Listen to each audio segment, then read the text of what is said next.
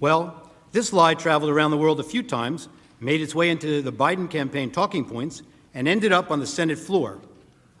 The Charlottesville lie. Very fine people on both sides, except that isn't all he said. And they knew it then, and they know it now. Watch this.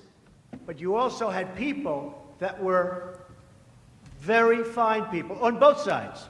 You had people in that group, excuse me, I saw the same pictures as you did. You had people in that group that were there to protest the taking down of, to them, a very, very important statue and the renaming of a park from Robert E. Lee to another name.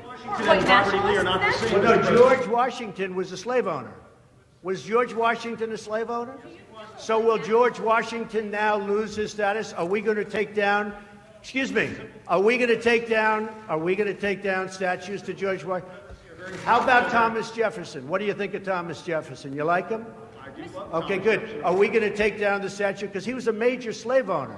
Now we're going to take down his statue. So you know what? It's fine.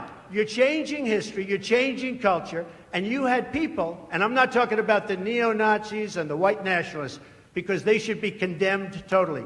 But you had many people in that group other than neo-Nazis and white nationalists, okay?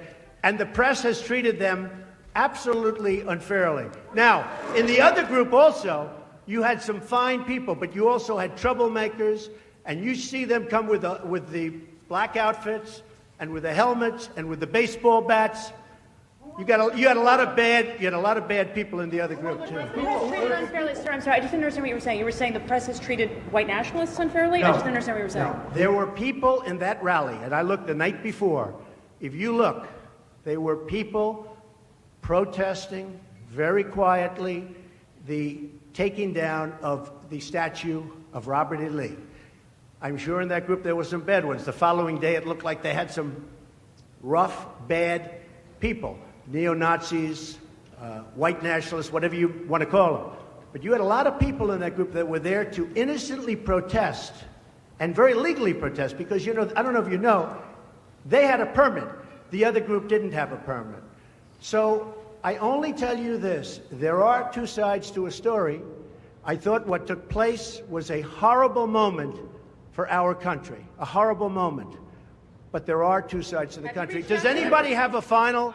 Does anybody have, you have an infrastructure. What makes you think? This might be today the first time the news networks played those full remarks in their context.